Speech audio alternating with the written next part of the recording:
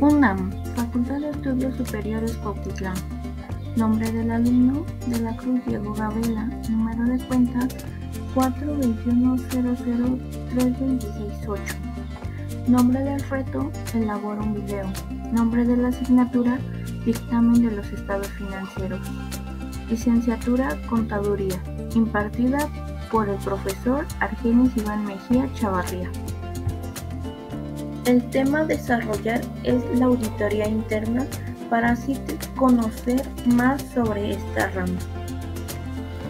Por conceptos de auditoría tenemos que la auditoría, en su acepción más amplia, significa verificar que la información financiera, operacional y administrativa que se presenta es confiable, veraz y oportuna.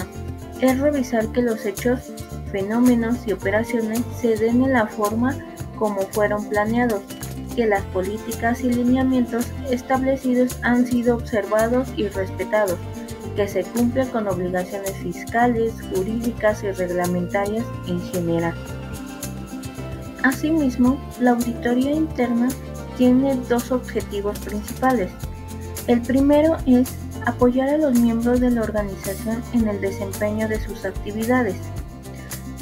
Para ello, la auditoría les proporciona análisis, evaluaciones, recomendaciones, asesoría e información concerniente con las actividades realizadas. Para realizar una auditoría, esta debe de basarse en normas, como son las siguientes: 100. Independencia. Los auditores internos deben de ser independientes de las actividades que auditen. 110. Posición organizacional. La posición organizacional del Departamento de Auditoría Interna debe de ser lo suficiente relevante para que permita el cumplimiento de sus responsabilidades. 120. Objetividad. Deben de ser objetivos en el desarrollo de sus auditorías. 200. Capacidad profesional. Deben de conducir con capacidad y el debido cuidado profesional. 230. Supervisión. Los auditores internos deben de mantener su competencia técnica a través de la educación continua. 300. Alcance del trabajo. Debe de cubrir el examen y evaluación de la adecuación y eficiencia del sistema de control interno de la organización y la calidad de ejecución en el desempeño de las responsabilidades asignadas. La auditoría tiene una estructura operativa. Empezamos por el concepto. Esta se entenderá como los elementos básicos a considerar para el ejercicio de la auditoría interna, partiendo del programa de trabajo, los programas específicos de auditoría a aplicar, el uso de índices y catálogo de marcas a utilizar en la elaboración de los papeles de trabajo y los cuestionarios a emplear para evaluar los objetivos del control interno por ciclos de transacciones, elementos que se complementan con la especificidad y particularidad del enfoque hacia cada tipo de auditoría a practicar, administrativa, operacional o financiera. Asimismo, tenemos por objetivo que tiene identificar los elementos básicos de estructura operativa, soporte para el ejercicio y práctica de la auditoría interna en sus tres tipos o modalidades: administrativa, operacional y financiera. Por igual, el programa de trabajo de auditoría interna es un documento de planeación en el cual se consignan los trabajos a realizar a las unidades administrativas o actividades sostenibles de ser auditadas. El programa de trabajo por lo regular se diseña para un año de calendario, sin menoscabar de extenderlo hacia el mediano plazo de 1 a 3 años o largo plazo más de 3 años.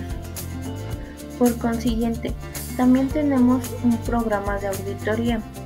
Esta es una herramienta que sirve para planear, dirigir y controlar el trabajo de auditoría a efectuar a una unidad administrativa, actividad o rubro contable. Representa el especificar claramente los pasos y acciones a seguir para la consecución de la auditoría, indicando los procedimientos a aplicar, la extensión de su aplicación y su relación o conexión con los papeles de trabajo. Representación: la selección por parte del auditor de los mejores métodos para realizar un buen trabajo. Por otro lado, también tenemos los sistemas de índices. Es el hecho de asignar índices o claves de identificación que permitan localizar y conocer el lugar exacto donde se encuentra una cédula dentro del expediente o archivo de referencia permanente y el legajo de auditoría. Los índices son anotados con lápiz rojo en la parte superior derecha de la cédula de auditoría. Estos índices tienen algunas ventajas para el auditor, como es la simplificación. Esta se localiza dentro de los papeles de trabajo de una cuenta, rubro, área u operación sujeta a auditoría o en proceso de auditarse. Igual la simplificación, la localización de evidencias que soportan el informe de auditoría.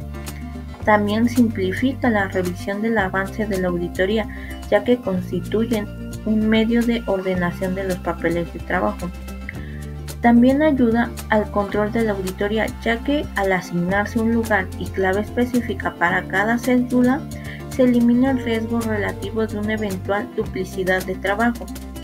También facilita la secuencia entre auditorías, ya que por lo general trabajos similares se localizarán con el mismo índice. Asimismo, también facilita la elaboración del informe.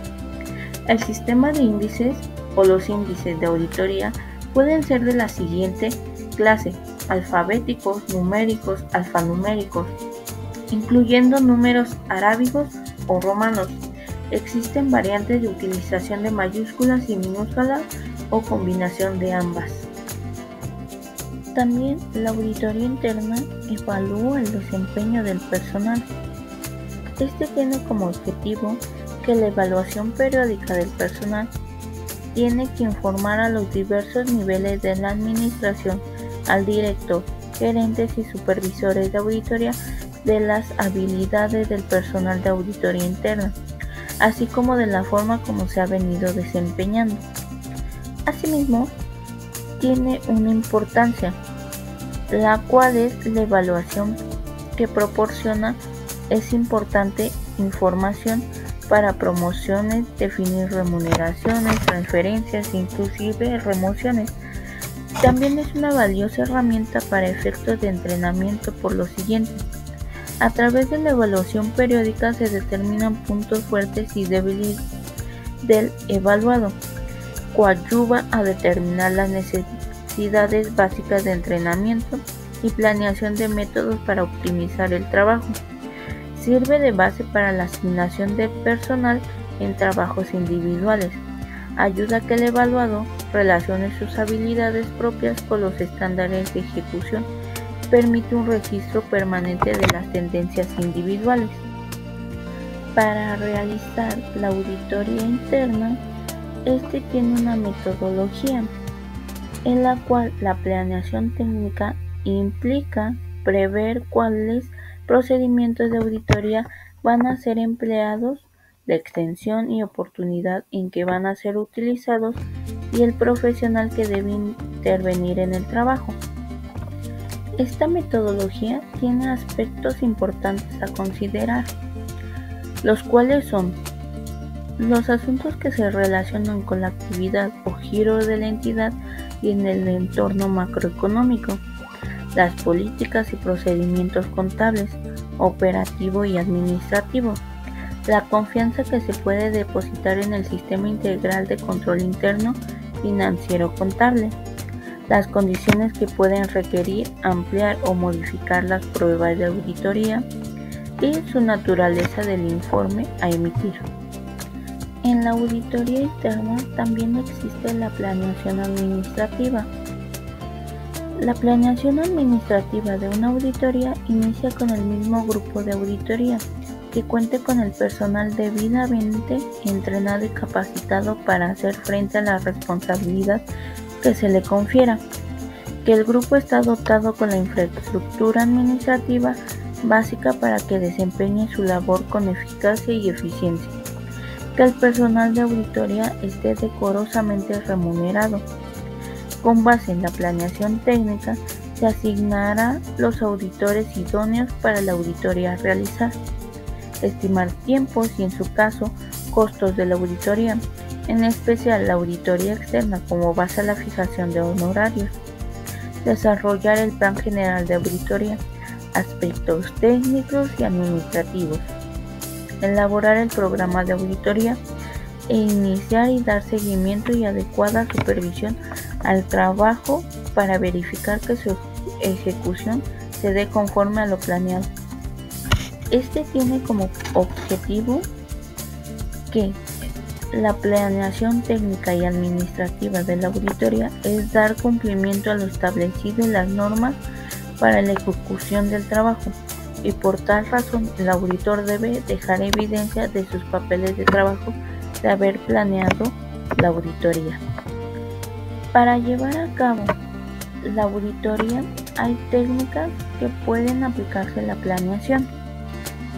El estudio y evaluación de la organización es el donde el auditor debe elaborar o actualizar el organigrama, y en el desarrollo de esta tarea encontrará una magnífica oportunidad de empezar a conocer la operación organizacional de la entidad o de la función sujeta a auditoría, y sobre todo las personas involucradas.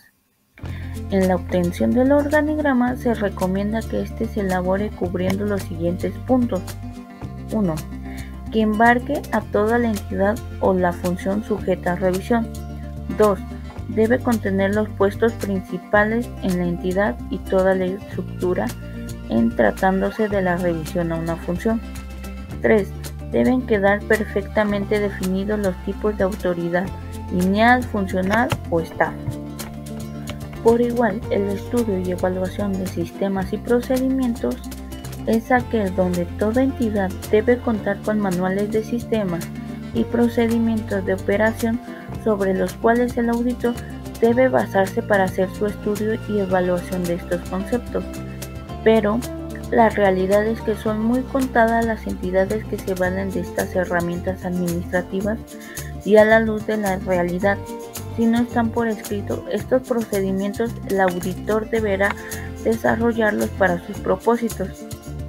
El estudio y evaluación de un procedimiento de operación se puede llevar a cabo en el siguiente orden.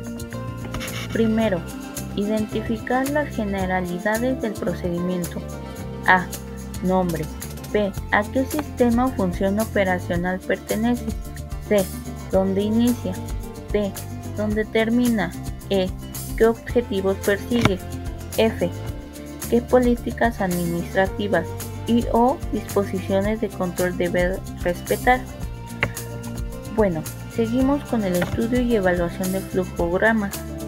El estudio y evaluación de flujogramas es llevar a una representación gráfica los procedimientos de operación y determinar el flujo que lleva cada proceso, para, en dado caso, conocer ampliamente dónde podrían licitarse errores o cuellos de botella. Estudio y evaluación del sistema de control interno. Comprende el plan de organización y todos los métodos y procedimientos que en forma coordinada se adoptan en una entidad para salvaguardar sus activos, verificar la razonabilidad y confiabilidad de su información financiera y la complementaria administrativa y operacional, promover eficiencia en la operación y provocar adherencia a las políticas prescritas por la administración.